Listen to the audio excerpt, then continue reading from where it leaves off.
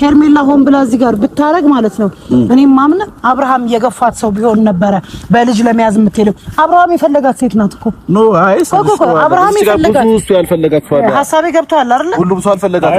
ኤፋይ ምናምን እንዴ ባለ ጉዳይ እሱ ነው ሁሉም ሰው ሄርሜላ ሊፈልግ አይገባም ባለ ጉዳይ እሱ ነው የሱ ሚስት ናት እንጂ ይሄው የህዝብ ሚስት አይደለችም ሰው ሁሉ እሷ መፈለግ አይተበቅበትም እኔ ግን አልኩ ሄርሜላን በጠይቀኝ ግን በሄርሜላ ላይ እኔ እንደው ብዙ ነገር አርጋታለሁ እንጂ ምንም ያረጋችኝ ነገር የለም እስኪ አሁን ምን አለ መሰለሽ ሜሪ አሁን በድጋሚ እናመሰግናለን እኔ በግሌ በጣም አመሰግናለሁ ግን እንግዲህ ሄርሜላንም ከሄርሜላ ጋር ያለውን ነገር ያው እንደ ቤተሰብ መፍታት ያለብን በቤተሰብ እንፈታለን ያው ቅድም ብዬሻለሁ እኔ ወንድሜ እሱ ደስታን የሚሰጠው ከሆነ እሱ በሄርሜላ እጅግ ደስተኛ ከሆነ እኔ ደስተኛ ማለት በጣም ነው ማመሰግነው እግዚአብሔር አንድም ሰው እንዳይቀር ግብዣ ለቤቴ ሌላ አዲስ ምዕራፍ ሊይዝ ነው ህይወቴ ይሄው ዕድሜ ለሷ በፍቅሯ አምሮ ጎኔ እኔም ወግ ደረሰኝ አይኔ ላይ ነው ባይኔ አይኔ ላይ ነው ባይኔ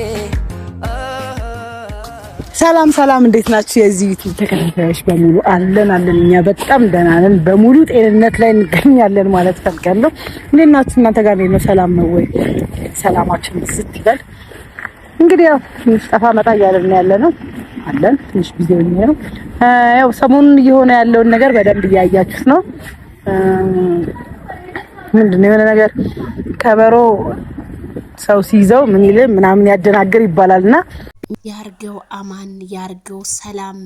ላይክ ሼር ሰብስክራይብ በማድረግ ቤተሰብ ይሁኑ በጣም እንግዲህ ገራሚና አስደማሚው ነገር እንግዲህ ሜሪና አብርሃም ተሳስመዋል አረ በጣም ደስ ይላል እንኳንም እንደዚህ ውዴታውን እስከመጨረሻው ያደርግላችሁ ለናል አቶ ኤፍሬም እንግዲህ በጣም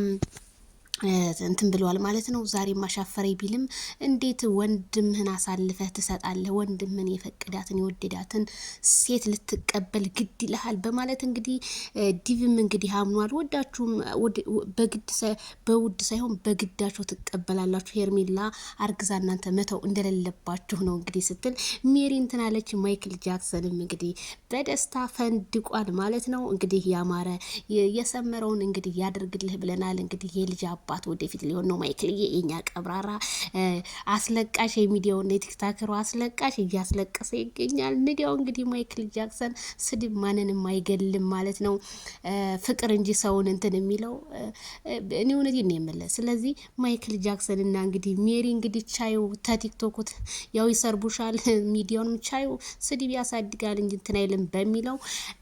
ቤተሰብ ይሁኑ ማለት ነው በጣም ደስ ብሎኛል እንደዚህ ሆነው ስለመጡ ዲቪ ማትሽለጥለጥ አንተ ኤፍሬም ማትሽለጥ ስለዚህ ከወንድማችሁ ጎን ልትሆኑ ግድ ይላችኋል